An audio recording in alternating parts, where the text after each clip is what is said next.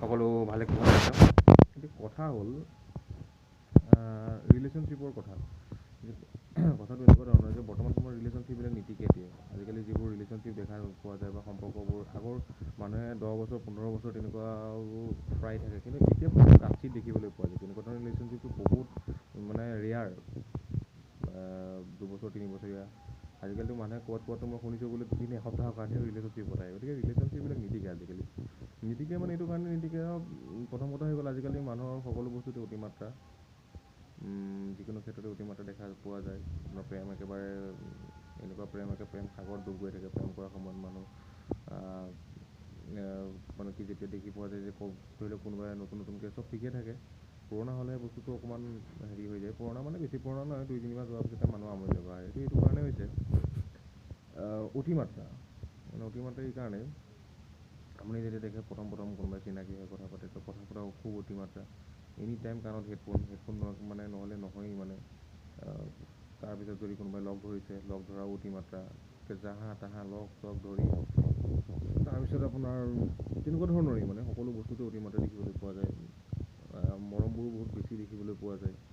একেবাৰে প্ৰথম এনেকুৱা থাকিব যেন একেবাৰে তেওঁক এৰি যাবই নোৱাৰে ক'লৈকো। বা ছোৱালীজনী যদিও কেনিবা যাবলগীয়া হয়, একে ল'ৰাটোৱে অনা নিয়া কৰাৰ পৰা আদি কৰি সমস্তখিনি মানে যেনেকৈ সি মানে গাৰ্জেনৰো ওপৰত। তাৰপিছত তেনেকুৱা ধৰণৰ কিছুমান বস্তু দেখিবলৈ পোৱা যায়। মানে সকলো বস্তুতে আপোনাৰ মৰমটো বহুত উভৈনদী দেখিবলৈ পোৱা যায়।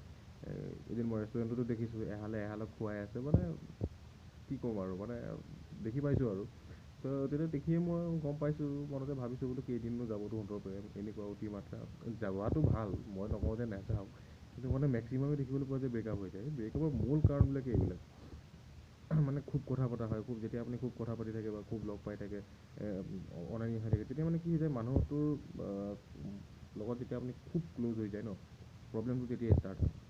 তেতিয়া হয় তাৰপিছত যেতিয়া চব সুধি কৰা হ'ব, তেতিয়া কিবা এটা যেতিয়া এজনে যেতিয়া এজনক নুসুধি পেলাই কৰিব, ইজনৰ মনটো মানে বেয়া হৈ যায় মানে তেতিয়াই সেই ডমিনেটিং ছিষ্টেমটো আহি যায় মানে। ক'ত গৈছা, কাৰ লগত গৈছা, কিয় গৈছা, মোক কৈ নগ'লা, অলপ কিবা এটা ক'লে বেয়া লগা হয়। কাৰণ এইটো কাৰণে হয় মানে মানুহজনৰ লগত খুব এটাচমেণ্ট এটা হৈ যায় ন, তো নকওঁতে মানে বস্তুটো বেয়া হৈ যায়। মেইন প্ৰব্লেমটো তাতে আছে মানে। তেতিয়া মানে আপুনি কমকৈ যদি লিমিটত ৰাখে, যে দিনটো আপুনি ব্যস্ত আছে, তাৰপিছত আপুনি অলপ সময় হেৰি কৰিছে, তেতিয়া কথা নাই। কিন্তু তেতিয়া এনি টাইম লাগি থকা হয় না, এনি টাইম লাগোঁতে মানে কি হৈ যায়, এটাচমেণ্ট হৈ যায়। এটাচমেণ্ট হৈ যোৱাৰ পিছত সি যেতিয়া আপোনাক কিবা এটা ঘপককৈ কৈ দিব, তো আপুনি যেতিয়া নুশুনিব, তো আপোনাক বেয়া লাগিবই না। সেইটোতো চিম্পুল কথা ভাই।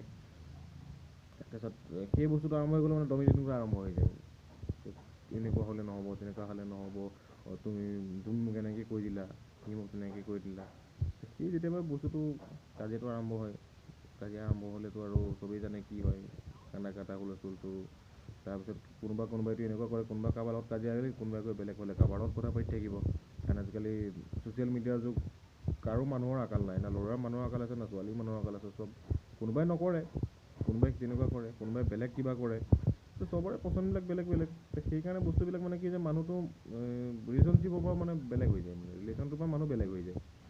ৰিলেশ্যনটোৰ পৰা বেলেগ হৈ যোৱাৰ লগে লগেতো আৰু কোনে কি ভাবে এতিয়া নিজেহে জানিব।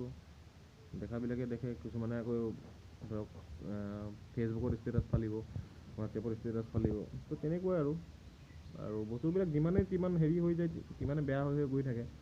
সেইবোৰ হোৱাৰ পিছত আৰু লাহে লাহে ইগন'ৰ আহি যায়, ইগন'ৰেঞ্চটো ষ্টাৰ্ট হৈ যায়। তাৰপিছত ইটোৱে সিটোক ব্লক কৰি পেলাই ধৰক চাই থাকিব, কোনোবাই কাৰোবাক বেলেগ নাম্বাৰ দি চাই থাকিব, বেলেগ নাম্বাৰ দি ফ'ল' কৰি থাকিব। সেইবিলাকে হয় আচলতে, সেইটো বেয়া, সেইটো একচুৱেলি হ'ব নালাগে।